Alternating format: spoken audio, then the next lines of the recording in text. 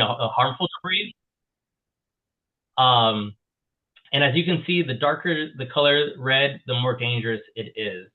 And so what you see is the south side and west side of Phoenix are more dangerous when you talk about air quality. And what's very interesting, kind of what used to be a side note, I guess, is that this data, this diagram right here, actually comes from what used to be the EJ screen tool put together by the EPA. The EPA being a federal run or federally assigned branch of the government, right? When Trump came in, he did a lot of whitewashing, and one of the things that he did was make sure to take this tool off the net. There's a couple of other third-party folks who have tried to keep it alive, and they host it on other sites. But that should be telling. The fact that the Trump administration didn't want us to see this map. Okay, so you're all looking here at a map that the Trump administration doesn't want you to see. And so I hope that maybe encourages some curiosity as to why, right? I saw someone in the chat say, any place near highways for people and for animals. Yeah, so highways can be dangerous for lots of different reasons. If you look here for some of the darker regions, you'll notice that there's kind of a pattern here. The closer you are to the highway, the more particulate matter there is in the air. Diesel, smog, vehicles are a big source of particulate matter pollution. So as you are closer to highways, you're going to see higher rates of particulate matter in the air. All right. I think I might have lost one of my slides here in the process. Oh man, I guess I hit it. So I usually also show, to build up the suspense, I usually also will share a heat surface map.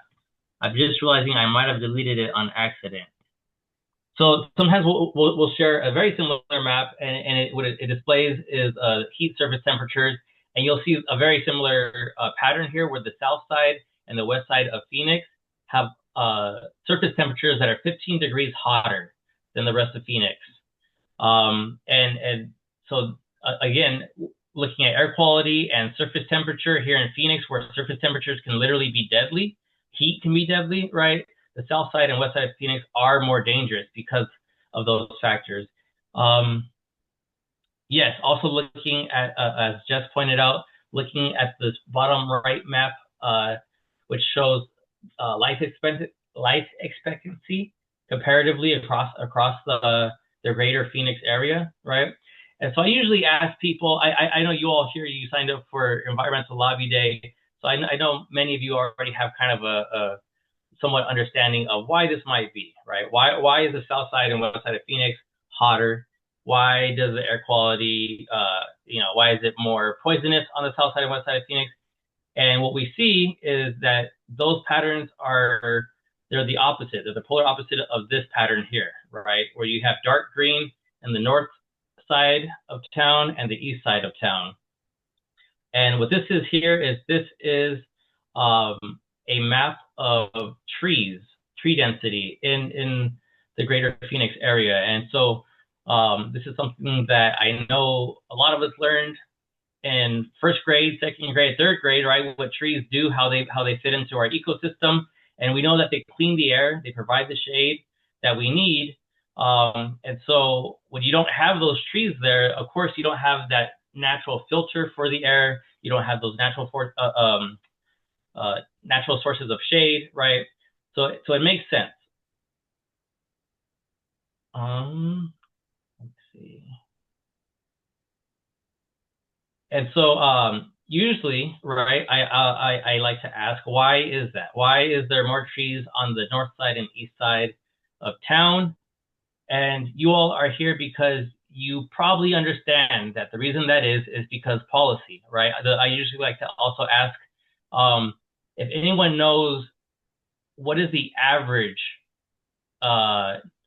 age of a mature tree. How long does it take for a tree to reach its maturity, right?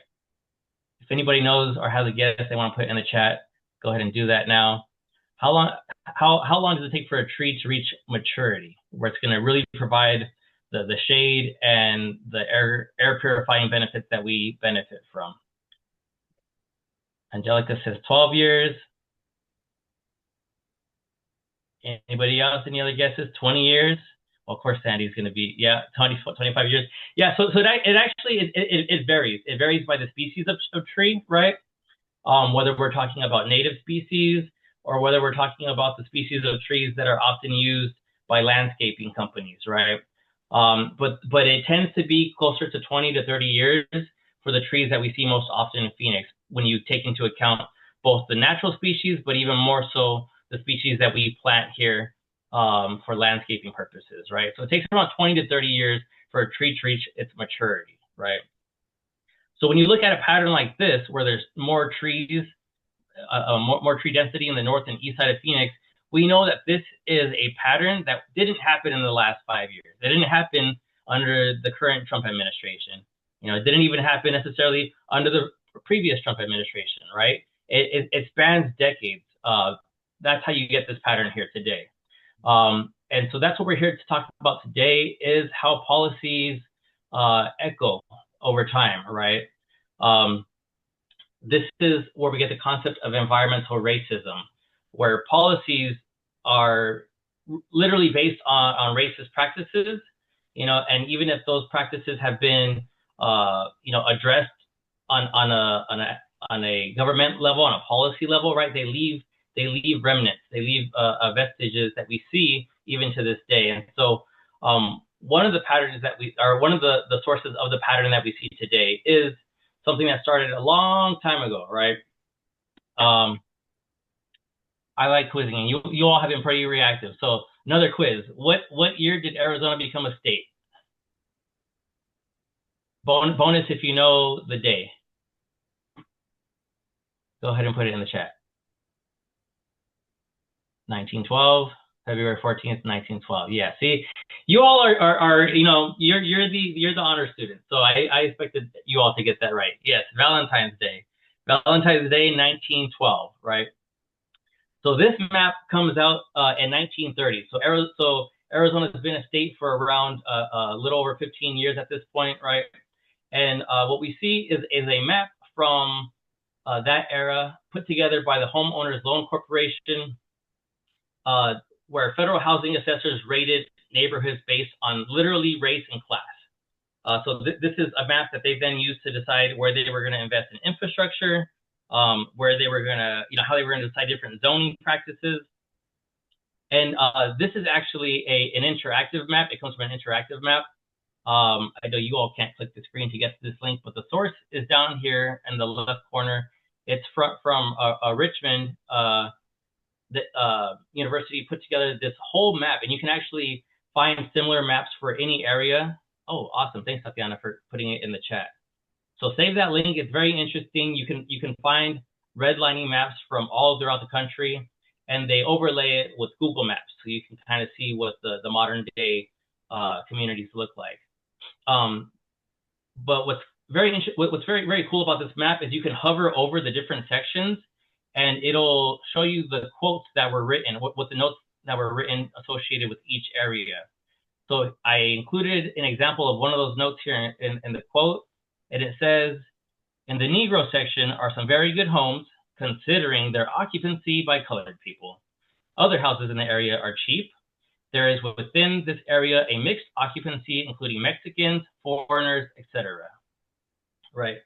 Often we hear from folks that why does everything have to be about race? And I would like to ask the same question of the policymakers in the early 1900s who made everything about race. But as you can see here, there's also a color code. So red being downgraded, downscored. Then you have yellow, and then the light blue and the dark blue is the rating system that they used when mapping out the value of property and communities in Phoenix. And so we see the same pattern where the north side and the east side, right, have higher valuations than the south side and west side. And this is a pattern that we see when we look at maps over time. So 1889, right, Phoenix was a bustling, small western town, right? It was before it was even a state, when Arizona was a territory, right? And into 1901, you can see it start to grow. Yellow is marking residential buildings, blue is commercial, and red is industry. And so you see that, again, that map is from 1930. A lot of these policies and the kind of the boom in Phoenix starts a little after they become a state, right? And more resources and federal attention is paid to Phoenix. And you see the way Phoenix starts to grow starts there with that initial map that I showed you. And you can see the same pattern where industry is relegated to the south side and to the west side, up along Grand, all the way down. And obviously what we consider the south side and the west side have changed over time, but those patterns started way back at the outset of Phoenix being established and nurtured, right? Up into 1963. And you can see that pattern kind of full blown here. And then of course, this pattern kind of continues on through the 70s, 80s, 90s. And then we've had a couple of different big booms in the 90s and then in the early aughts, right? And so we have to ask ourselves, why is that, right? Why do we see this pattern? If where trees and infrastructure are invested in is decided by policy, why is it that more investment is given to those communities rather than the communities that were listed as poor and full of communities of color, right? And if I had other quotes there, the reality is there was immigrants of all different nationalities and races there, right? In these same communities. But the people who made these policies were not living on the south side of Phoenix, right? They were more likely to live, especially in the early days, along Central and into the north and east sides of Phoenix. And so environmental racism is about acknowledging that policies have a long history of being based on race, because the people making those policies were predominantly, for the most of Phoenix's history and in the U.S., right? Most of the policies were decided and written and to benefit the people who were writing the bills, right? Which is traditionally white Christian men with money and class, right? Even working class white folks and immigrants from especially Eastern Europe, but even Western Europe, right? Were all throughout this time seen as lesser than and didn't hold political power. They were often disenfranchised from even participating in voting. Women, we have the women's suffrage movement, we have the civil rights movement, right? We've only really had a true full democracy for, if you count the civil rights movement, since the 1960s, right? And the suffrage movement of the 1920s, right? We haven't really had a full true democracy where we have participation and allowing everybody to vote for very long. And that's just on paper, where we know in the reality is our education system and tons of other systems interplay to decide how engaged the general public is in our democracy, in policymaking. So CHISPA specifically works to include communities that have historically been excluded from our democratic processes, because we are also the same ones that are most affected by climate injustices, whether that's air quality, whether that's heat, right? The people who suffer the most are the ones who didn't have a say in those policies. And so a lot of our work is to center those voices, particularly in indigenous voices and Black voices, but in general, people of color tend to be impacted at a disproportionate rate by climate change, not just here in Phoenix or even in the US, but across the globe, right? There's tons of different policies that have impacts globally, where we decide to get our energy from, how we decide to regulate corporations, right? These are things that impact everybody. But if a corporation has to decide a community that they're going to sacrifice for the sake of profits, right, it's typically going to be an indigenous community, a Black community, or some other community with working class folks who they don't think are going to participate in the system.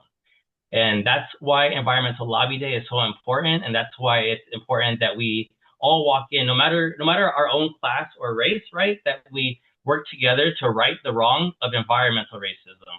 And so we all show up centering environmental justice.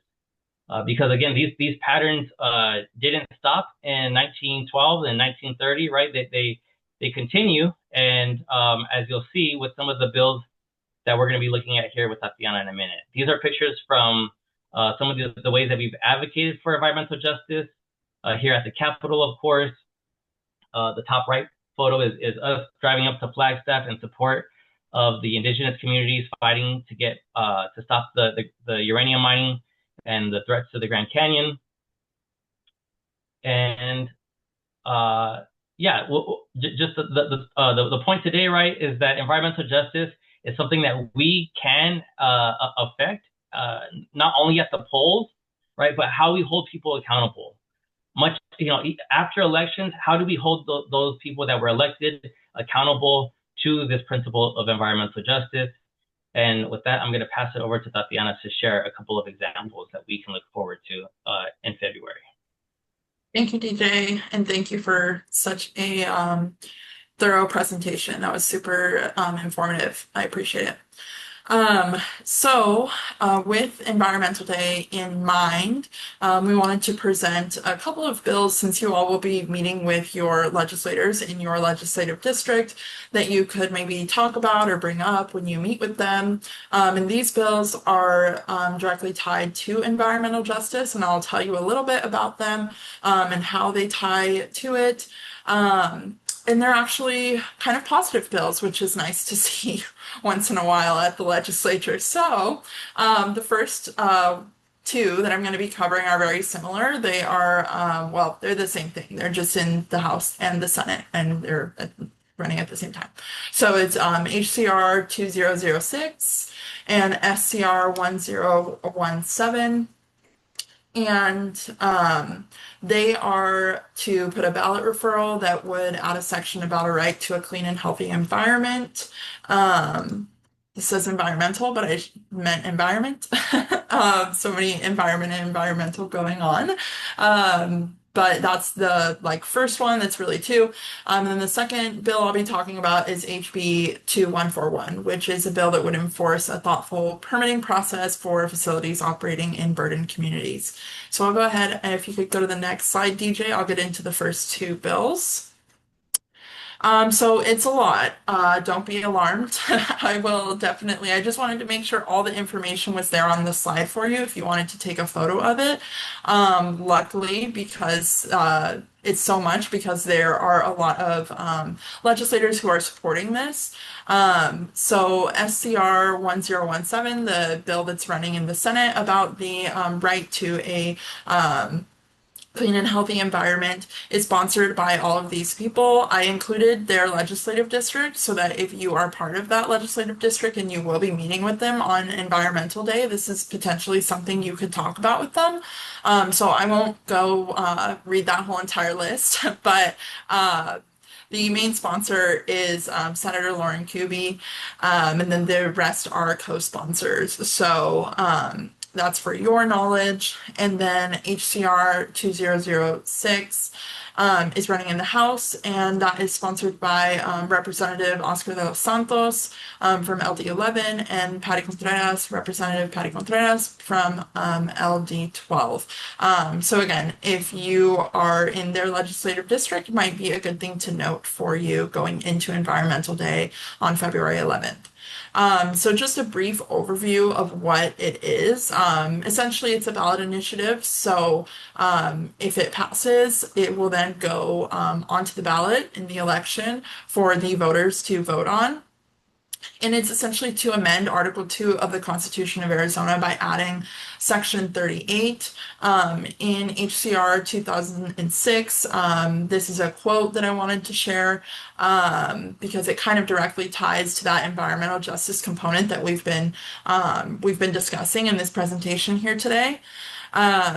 Essentially, both bills have pretty much the same language, just a little bit of formatting differences and a couple different language specifications, but they're saying basically the same thing. So I'm gonna pull up the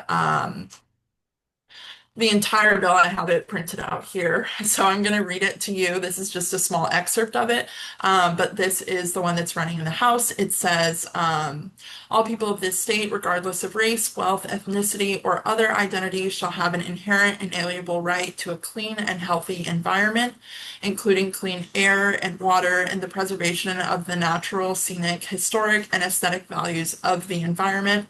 The state's public natural resources are the common property of all the people, including generations yet to come. As trustee of these resources, this state shall conserve and maintain them for the benefit of all the people.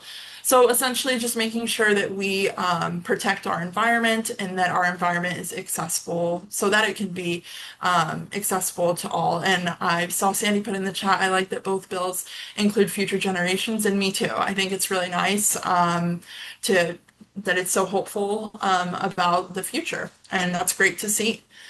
So I'll go ahead and go to the next bill, and then I think at the end we'll have a time for questions. So if anyone has questions, I'm sure, I mean, I'd be happy to answer based on my own research. I'm sure Sandy is a even bigger wealth of knowledge than I am, so I hope that she'll be able to answer some questions too, if you have any.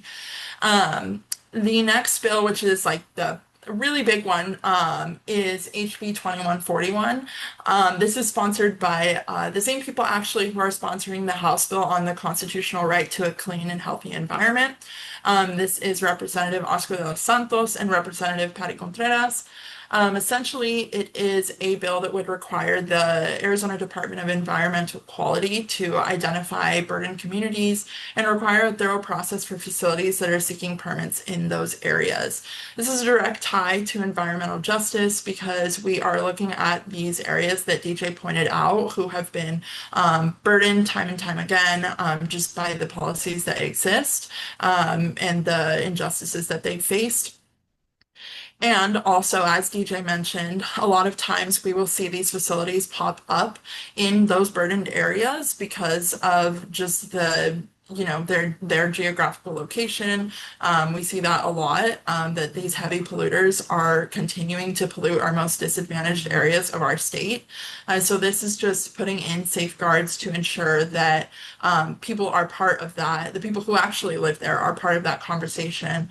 I wanted to provide some background information here for you, just because there is kind of a lot to understand before going into what the bill actually is. And so I wanted to first identify how a burdened community is being defined in this bill.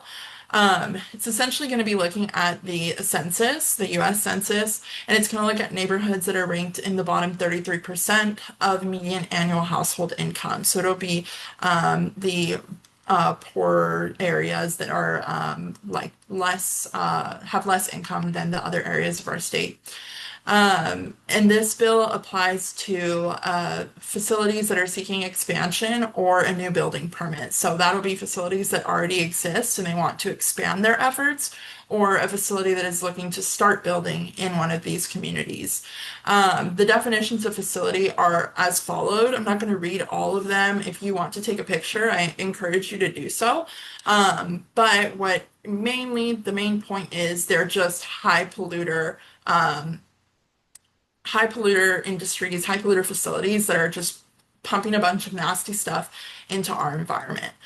So that's pretty much the basis of knowledge that I wanted to make sure we were all at before I got into what the bill really is aiming towards. So if you could go to the next slide, DJ, I will go ahead and start that.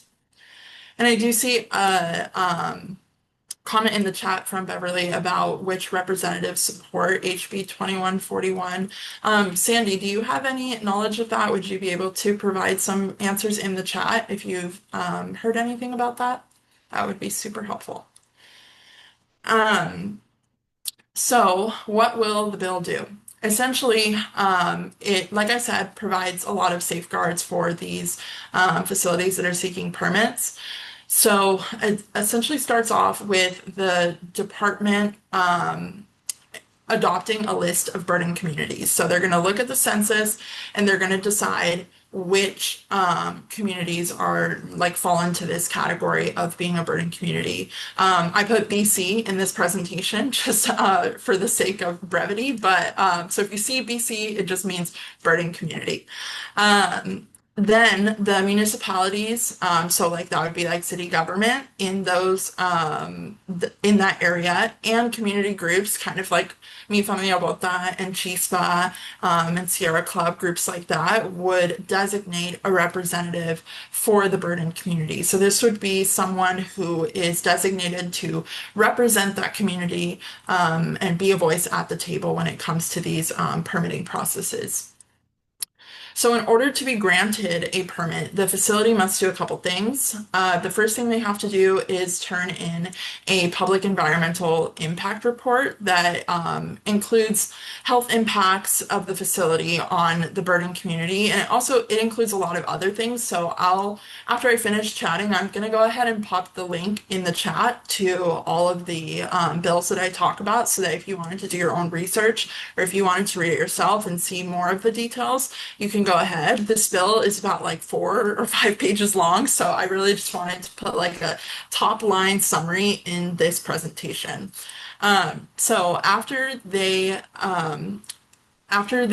do an environmental impact report, they will host a public hearing in both a convenient and accessible location that provides an opportunity for meaningful public participation. One thing that I really like about this bill, as I was reading about it, is that it's very, very thoughtful to the safeguards that need to be put into place to make sure that the facilities seeking this permitting are really listening to the voices of the community, and making sure that the community has like very good access to the conversations that are being had surrounding it, and that they're able to share their voice as well. So I think the language of the bill is very cognizant of that, and so I would encourage you to read it if it's something that you're interested in talking about with your representative.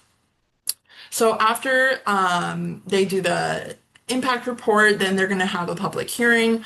And then, like I said, they have all these safeguards. So they have like little kind of date reminders throughout the bill language. So 21 days before the public hearing, they have to post a public notice in 2 newspapers that circulate within the burden community.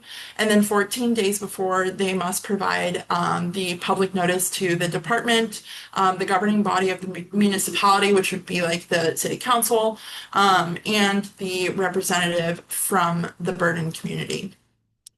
So they host this hearing. They have to make sure that everyone is listened to, that it's in a convenient location for all of the parties, and that they have meaningful discussion. And then after that, there is like a waiting period. So they give them 60 days to provide a decision on the permit. And then they must take, it says in the language that they must take the public opinion into account when they are factoring whether to give that facility a permit or not. And I think that that's pretty much it. I feel like I just rambled for a little bit about this bill, but like I said, 5 pages. So it's a lot to kind of digest and talk about. And I hope I did an okay job. I see Sandy's been talking in the chat a bit, so I hope that that's helpful as well. And if you have any questions, of course, we are here to either get you the answer for you or find someone who has that answer. And I think I'm going to go ahead and pass it over to Anna to do our wrapping up. Is that right, DJ? Q&A. Sorry, I think we're doing Q&A first. Oh, that's right. I'm sorry. Well, do you want to moderate that? Yeah. Well, thank you, Tatiana, for sharing on those bills. It's nice to have something to be excited about and not just fight against. So I'm excited for those bills, and that they directly address the environmental racism that we just discussed. Does anyone have any questions about environmental racism, environmental justice, or especially the bills or some of the process around what we're looking forward to in the coming days following Lobby Day? You can raise your hand or put your question in the chat. Heather asked, would HB 2141 facilities include data centers? That's Can how you go I read back it, to but the Sandy or Tatiana, yeah.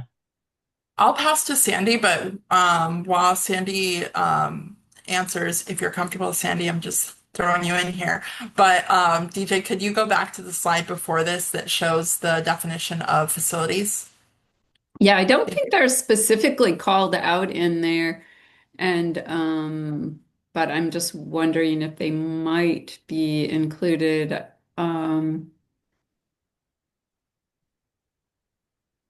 in definitional in the definition, but they're not specifically called out. So that would be a good amendment to add to it. I added the advanced recycling facility last year because they define these horrible facilities. They're not really recycling. They're like kind of making plastic into fuel, and they're very much polluting.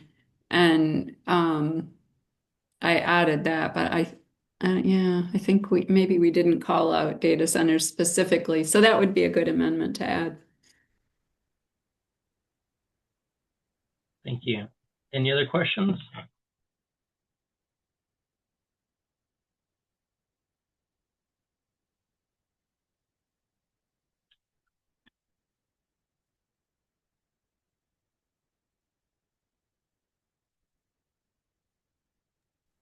I just want to note that I put a link to the bills. It's just the PDF, so let me know. I know it's a little weird sometimes sharing a PDF link, so let me know if that works for you all.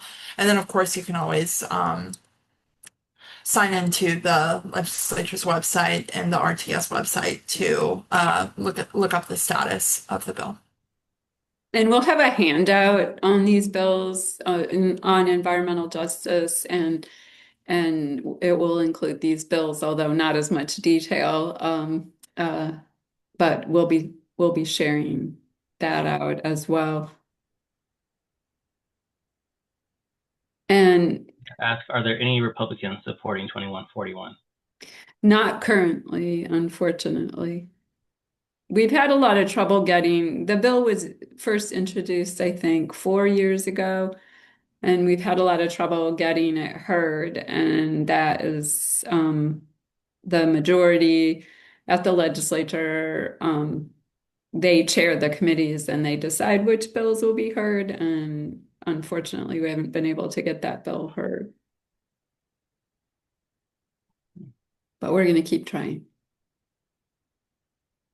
I was also going to mention on the constitutional amendment to, basically to a clean, healthy environment. There are places, Montana actually, a place maybe you wouldn't think, has a constitutional provision for the right to a clean environment. And it's the reason that the youth who filed that lawsuit over climate change filed in Montana and had a little bit of success, whereas at the federal level they didn't. So I just wanted to mention that, as it's not totally unfeasible. Okay. All right, last call for questions. DJ, you mentioned missing a slide on heat surface temps for the Phoenix area. I'd love to see that. I could email you for it, or you could. We could actually send the slides from tonight. I'll add that back to the deck, and we can send it out to everybody who signed up for today. And then you all can take this Canva slideshow. It'll be really easy to slide through it, and you can do presentations for your friends and family and let them know, this is what I'm going to do on Lobby Day. I'm going to fight for environmental justice. Right on. Sandy, I'm wondering, I know there's tons of bills, and folks will receive what we usually have the list of the bills that we're keeping track of day of. I know some gets added pretty close to the day of. Is there anything outside that you're excited, or any other specific bills that you're excited about that we didn't talk about today? Oh, well, I'm excited. There are some bills to hold utilities accountable, that those are exciting. And I would say those have an environmental justice component because, you know, the for example, banning utilities from using ratepayer dollars for lobbying and other kinds of activities. I mean, the utilities have so many lobbying resources and they're able to muscle through bills. And, if they were limited on the dollars or they had to use their shareholder dollars, I think that would be beneficial because it could help with our rates, but also maybe limit them always getting what they want. So uh, I think the definitely utility accountability bills like that one. Okay. Looking forward to seeing you all at Lobby Day and to make sure that our representatives know that environmental justice is on the forefront for us and that it is a good litmus test if we're moving in the right direction when we address climate change. We don't want to create additional problems. And environmental justice itself, right? You could do a whole semester course. I know ASU has multiple courses, right? And looking at how environmental justice shows up in different facets of life. Another term that we sometimes use when we talk about environmental justice, I didn't have a slide on, but what we often talk about a just transition. So we recognize that we have to transition away from fossil fuels because they are responsible for greenhouse gas emissions and climate change as we know it, right? So as we transition away from those fossil fuels, there is a rush to different solutions, and not all those solutions are going to be the healthiest, cleanest, most just oriented solution especially when we center indigenous and other communities of color, right? So when we transition, we don't want to end up creating more problems that our future generations are going to have to then correct for. So really appreciate everybody showing up tonight. We'll send out the slides. And I know you also got emails with the other workshops that we have in preparation for Lobby Day. I'll see if Sandy or Tatiana have any other announcements they want to share, and then we'll wrap. One thing I forgot to mention is on Environmental Day, there is going to be a news conference at 11:30 on HCR 2006 and SCR 1017 with Senator Kuby and Representative De Los Santos and probably some other legislators. But so it'll be on your agenda when you get it, but I just wanted to make sure people knew about that. And also just want to say thanks to Tatiana and DJ, always wonderful information and great leaders in our community. So thank you. Thank you, Thanks, Sandy. Sandy. Thanks to you for fighting for us at the legislature and for helping us, have this event where we can use our voice. We're very appreciative. All right, y'all. Thank you.